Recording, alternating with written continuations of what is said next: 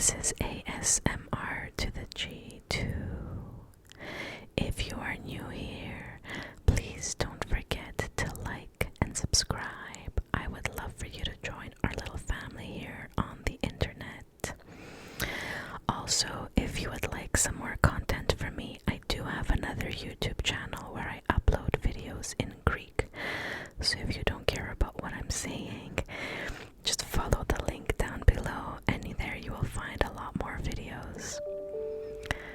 I apologize for the background noise. It is in the middle of the day.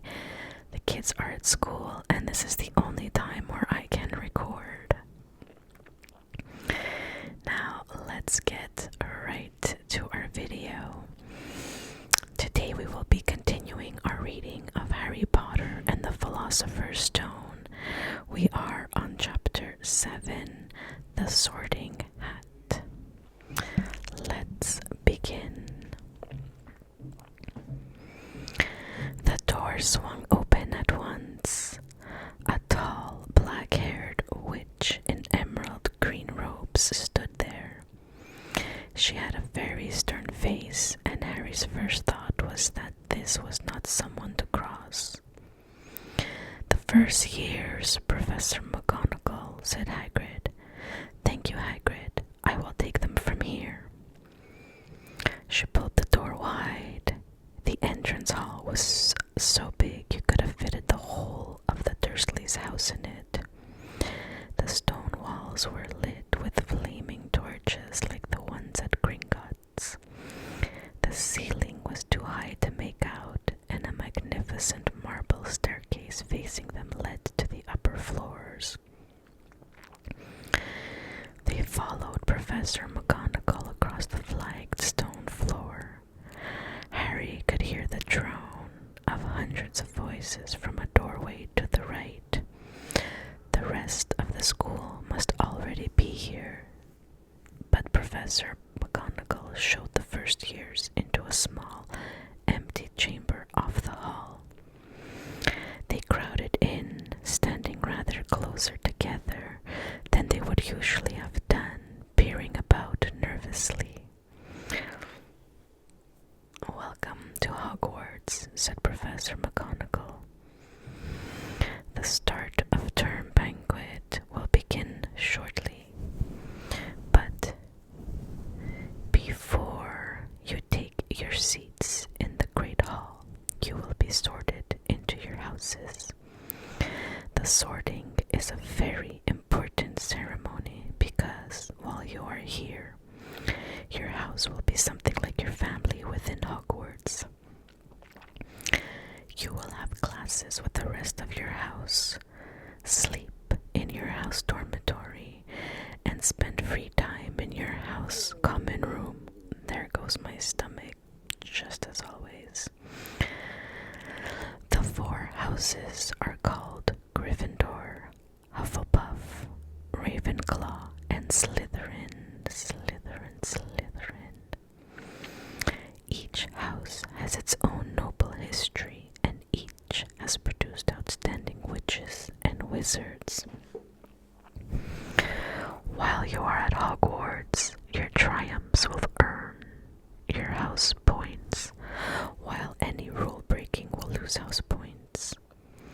At the end of the year, the house with the most points is awarded the House Cup, a great honor. I hope each of you will be a credit to whichever house becomes yours. The sorting ceremony will take place in a few minutes in front of the rest of the school. I suggest you all smarten yourselves up as much as you can while you are waiting. I apologize for my grumbling stomach. It's lunchtime." Her eyes lingered for a moment on Neville's cloak, which was fastened under his left ear, and on Ron's smudged nose. Harry nervously tried to flatten his hair. "I shall return when we are ready for you," said Professor McGonagall. "Please wait quietly." She left the chamber. Harry swallowed. "How exactly do they sort us into houses?" he asked Ron. Some sort of test, I think. Fred said it hurts a lot, but I think he was joking. Harry's heart gave a horrible jolt. A test in front of the whole school. But he didn't know any magic yet. What on earth would he have to do? He hadn't expected something like this the moment they arrived. He looked around anxiously and saw that everyone else looked terrified too. No one was talking much except Hermione Granger, who was whispering very fast about all the spells she'd learned and wondering which one she'd need. Harry tried hard not to listen to her. He'd never been more nervous, never, not even when they had to take a school report home to the Dursleys saying that he'd somehow turned his teacher's wig blue. He kept his eyes fixed on the door. Any second now, Professor McGonagall would come back and lead him to his doom. Then something happened which made him jump about a foot in the air. Several people behind him screamed, "What the?" He gasped. So did the people around him. About 20 ghosts had just streamed through the back wall, pearly white and slightly transparent. They glided across the room talking to each other and hardly glancing at the first years. They seemed to be arguing. What looked like a fat little monk was saying, "Forgive and forget, I say. We ought to give him a second chance. My dear Friar, haven't we given Peeves all the chances he deserves? He gives us all a bad name, and you know, he's not even really a ghost. I say, what are we all doing here?" A ghost wearing a ruff and tights had suddenly noticed the first years. Nobody answered. "New students," said the fat friar, smiling around at them. "About to be sorted, I suppose." A few people nodded mutely. "Hope to see you in Hufflepuff," said the friar. "My old house, you know." "Move along now," said a sharp voice. "The sorting ceremony's about to start." Professor McGonagall had returned. One by one, the ghosts floated through the opposite wall. "Now form a line," Professor McGonagall told the first years, "and follow me." Feeling oddly as though his legs had turned to lead, Harry got into the line behind a boy with sandy hair, with Ron behind him, and they walked out of the chamber, back across the hall, and through a pair of double doors into the great hall. Harry had never even imagined such a strange and splendid place. It was lit with thousands and thousands of candles which were floating in mid-air over 4 long tables where the rest of the students were sitting. These tables were laid with glittering gold plates and goblets. At the top of the hall was another long table where the teachers were sitting. Professor McGonagall led the first years up here so that they came to a halt in line, facing the other students with the teachers behind them. The hundreds of faces staring at them looked like pale lanterns in the flickering candlelight. Dotted here and there among the students, the ghosts shone misty silver. Mainly to avoid all the staring eyes, Harry looked upward and saw a velvety black ceiling dotted with stars. He heard Hermione whisper, "It's bewitched to look like the sky outside. I read about it in Hogwarts, a history." It was hard to believe there was a ceiling there at all, and that the great hall didn't simply open onto the heavens. Harry quickly looked down again at Professor McGonagall, as Professor McGonagall silently placed the 4-legged stool in front of the first years. On top of the stool, she put a pointed wizard's hat. This hat was patched and frayed and extremely dirty. Aunt Petunia wouldn't have it in the house. Maybe they had to try and get a rabbit out of it, Harry thought wildly. That seemed the sort of thing. Noticing that everyone in the hall was now staring at the hat, he stared at it too. For a few seconds there was complete silence. Then the hat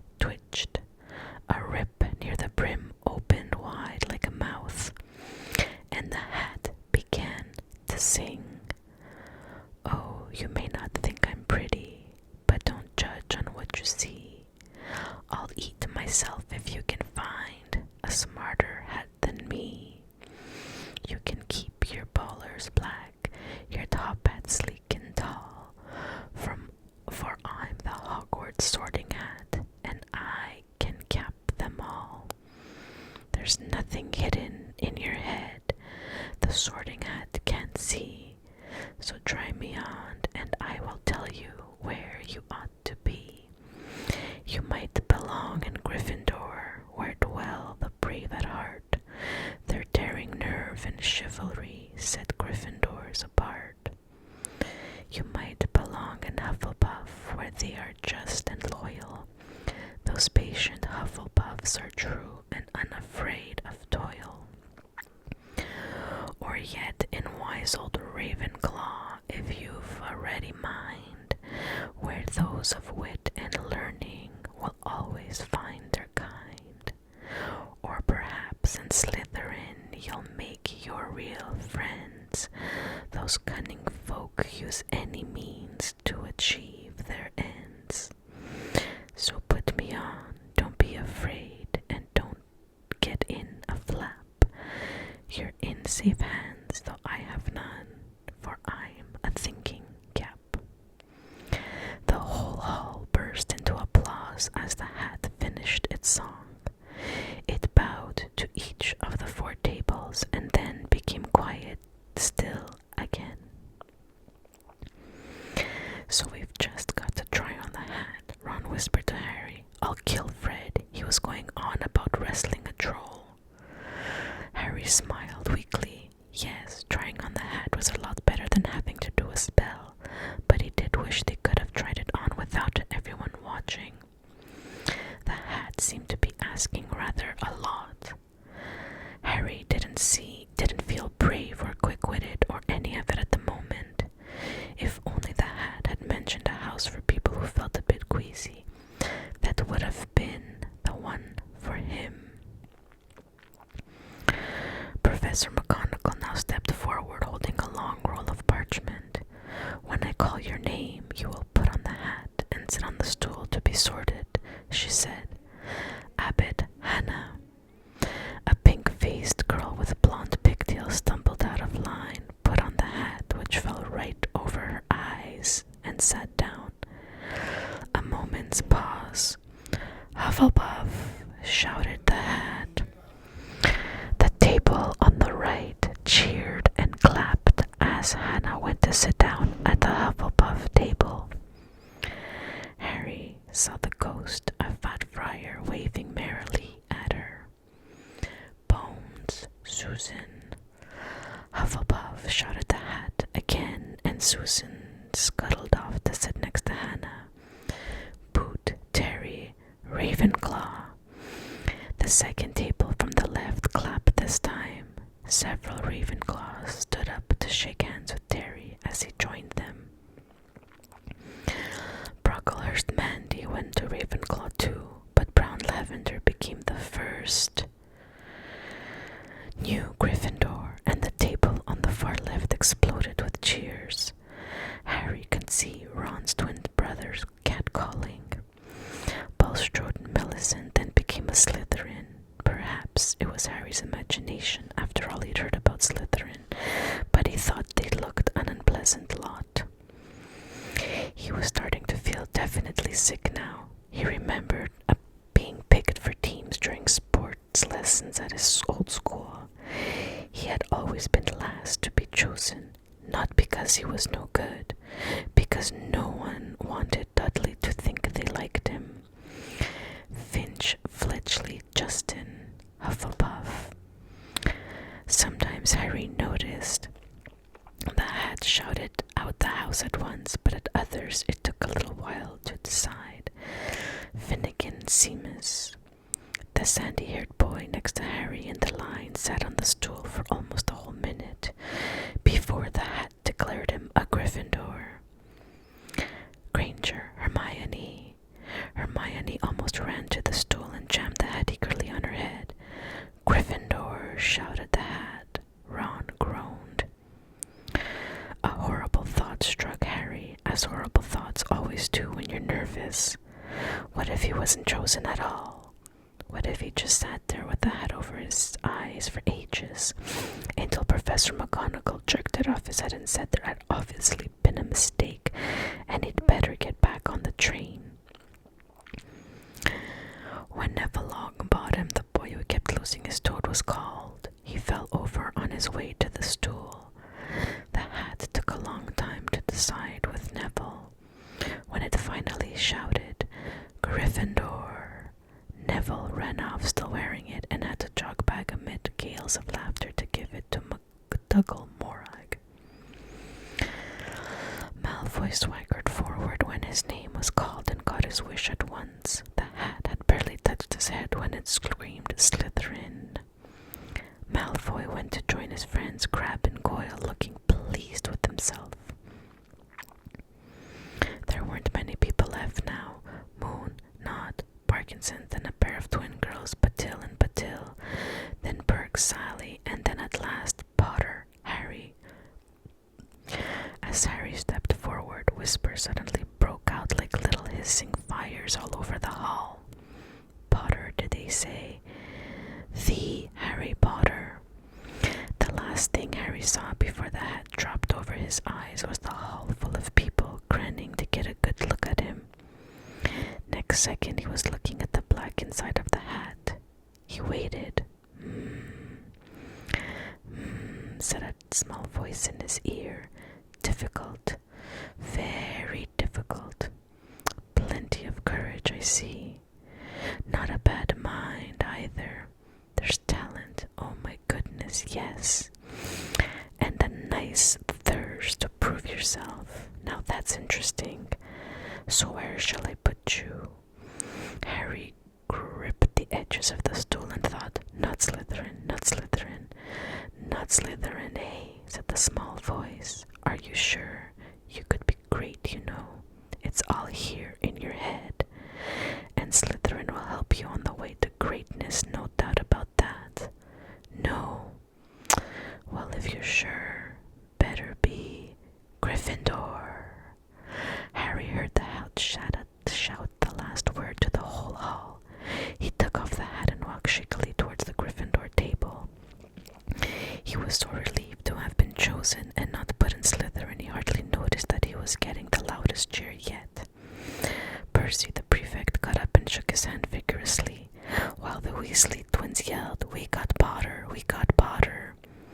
Harry sat down opposite the ghost in the ruff he'd seen earlier. The ghost patted his arm, giving Harry the sudden horrible feeling he'd been plunged into a bucket of ice-cold water. He could see the high table properly now. At the end nearest him sat Hagrid, who caught his eye and gave him the thumbs up. Harry grinned back, and there, in the center of the high table, in a large gold chair, sat Albus Dumbledore.